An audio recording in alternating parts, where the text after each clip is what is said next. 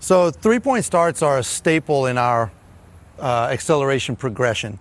It's the opportunity to do more accelerations than you would out of the blocks because the hand that's back aids in the movement and it doesn't fatigue the athlete as much. Our focuses, again, are keeping the straight line through the head and the torso. Okay, come back up, Warren. So we're going to move the hand in slightly. And then we're going to take the backhand and again 90 degrees. So when Warren pushes, he's pushing off that front foot. He's getting 90% of his push there and he's pulling on this back foot. All right, go ahead.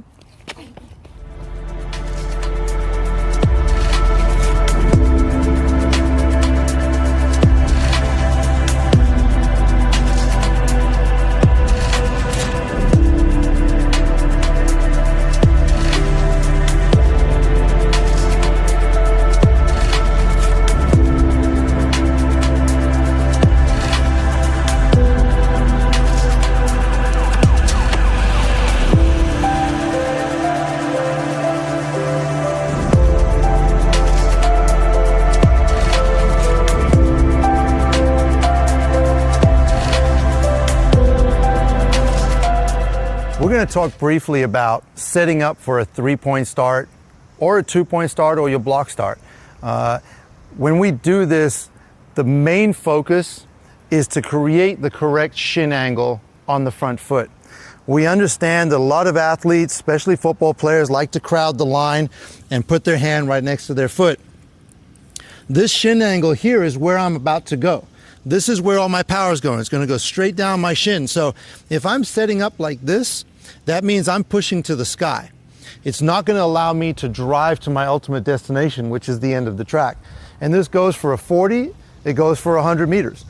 We don't see Usain Bolt crowding the line that way to run the world record in the 100 meters. Why would we do that with a football player?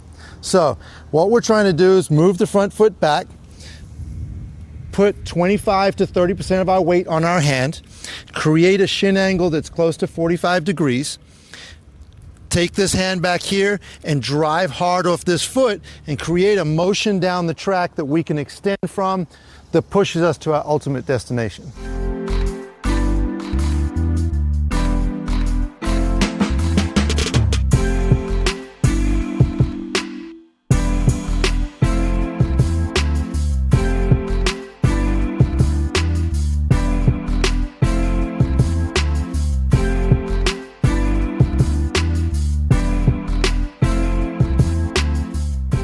In general, we want our most powerful leg up front because we're going to create most of our power off the front leg.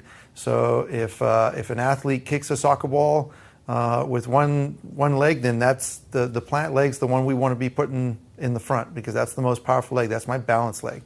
So there are certain athletes that will adjust that and change just because that's the way they're built. But for the most part, that's the way we work on that. We create about 90% of our power off the front foot. That front foot is super important in those terms because it takes the pressure off the back foot. It allows the back foot to pull and move quickly as opposed to pushing and moving back before it moves forward. And it allows that step to then be nice and quick.